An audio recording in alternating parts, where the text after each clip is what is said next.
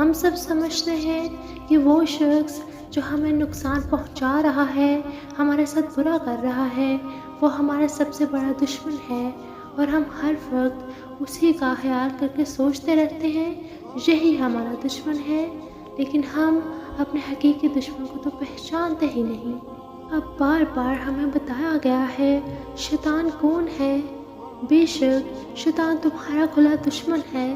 اللہ تعالیٰ نے ہمیں قرآن میں بار بار بتایا ہے جو انسان قرآن کے قریب ہے وہ اپنی زندگی میں ہر کام بڑی احتیاط سے کرے گا، اور جو قرآن سے دور ہے اسے سمجھ ہی نہیں آتا کہ وہ کس پوائنٹ میں دین میں تھا اور کب دین سے نکل بھی گیا، کیونکہ قرآن میں ہر مسئلے کا، ہر چیز کا حل ہے۔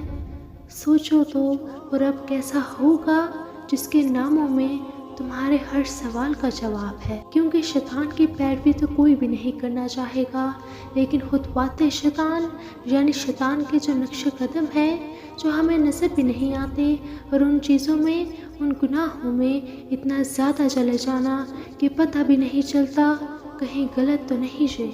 مسلمان مردوں سے کہو کہ اپنی نگاہوں کو نیچے رکھیں اور اپنی شرمگاہوں کی حفاظت کریں، یہی ان کے لیے پاکیزگی ہے۔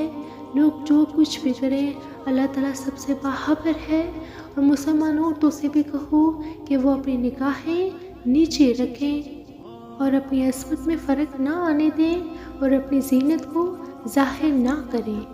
حضرت عائشہ رضی اللہ تعالیٰ عنہ فرماتی ہیں، اللہ کی قسم بیعت کرتے وقت بھی رسول اللہ صلی اللہ علیہ وآلہ وسلم کے ہاتھ نے کبھی کسی عورت کے ہاتھ کو نہیں چھوا، بلکہ آپ صلی اللہ علیہ وآلہ وسلم عورتوں سے صرف زبانی بیعت لیا کرتے تھے۔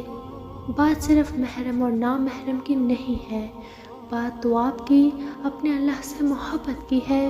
ہدایت اور اللہ کی محبت دو ایسی چیزیں ہیں جو انسان کو مانگے بغیر نہیں ملتی۔ محرم اور نامحرم کے قوانین کسی کی دلیلوں سے بدل نہیں جائیں گے، جو غلط ہے وہ غلط ہے، آپ جتنا حرام لیں گے اتنا حلال کو کھوتے جائیں گے۔ پوچھا گیا جنت کتنی دور ہے؟ رسول اللہ صلی اللہ علیہ وآلہ وسلم نے فرمایا جنت 2 قدم پر ہے، پہلا قدم نفس پر رکھ دو، دوسرا قدم جنت میں ہوگا۔ میں تو خاک تھا، میں دھول تھا، مجھے کچھ نہ اپنا شعور تھا، میرے رب نے کتنا کرم کیا، مجھے اپنی طرف بلا لیا۔